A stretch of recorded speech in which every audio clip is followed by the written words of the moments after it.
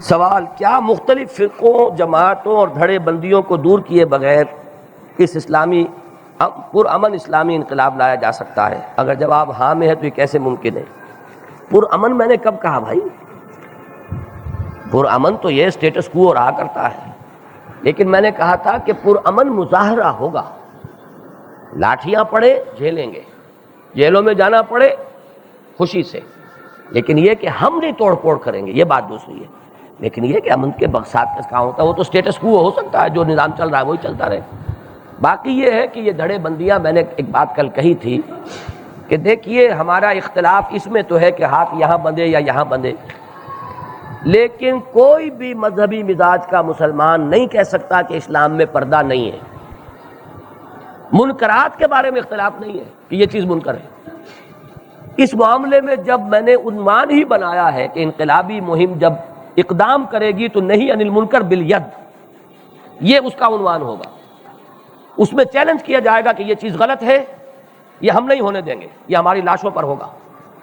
اب اس میں زیادہ امکان ہے کہ سارے طبقات جمع ہو جائیں،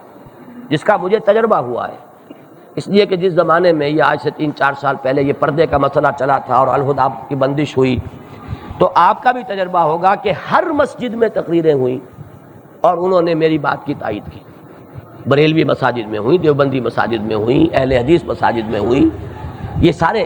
ٹاپ کی لیڈرشپ جو ہے اس کو چھوڑ دیجئے، باقی سیکنڈ لائن میں جتنے تھے انہوں نے تائید کی کہ بات ٹھیک کہہ رہا ہے۔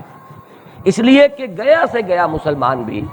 وہ دین میں تحریف کے لیے تیار نہیں ہوتا، خود عمل نہیں کر رہا، بات دوسری ہے،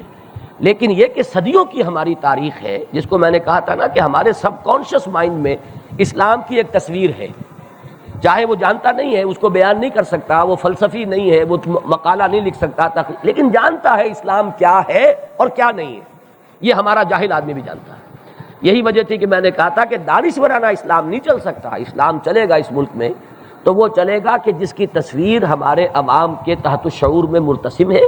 ہمارے 1400 سالہ تاریخ کا وہ ایک نتیجہ ہے، اس کا ایک خلاصہ ہے، اس کا نچوڑ ہے، اور جسے علماء کی سند حاصل ہوگی۔ اس لیے کہ اس ملک کے اندر علماء کرام کا، بلکہ جو لوگ بالکل دین سے کوئی سروکار نہیں رکھتے وہ بھی بہرحال مسئلہ تو پوچھیں گے تو علماء سے پوچھیں گے، وہ کسی بڑے سے بڑے دانشور سے جا کر مسئلہ نہیں پوچھیں گے۔ ان دانشوروں کے مضامین بڑے پیلے نیلے حاشیوں سے اخبارات میں چھپ سکتے ہیں،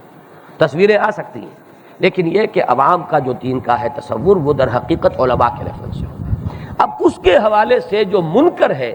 تو ظاہر بات ہے کہ اس منکر کے بارے میں تو اختلاف ہمارے یہاں نہیں ہوگا، تو جمع اگر ہو سکنے کا امکان ہے تو اسی راستے میں۔ الیکشن میں جمعیت کبھی نہیں ہوگی، تفرقہ ہوگا، اس لیے کہ الیکشن میں تو حکومت کی طرف پیش قدمی ہے نا، کوئی اسلام کے لیے کر رہا ہے تو وہ تو اس کے دل کی بات ہے نا، نیت کی بات ہے۔ ہو سکتا ہے کہ کوئی شخص جو ہے اپنے اقتدار ہی کے لیے کر رہا ہو، اپنے مفاد کے لیے کر رہا ہو، چسکا ہی پڑ گیا ہو۔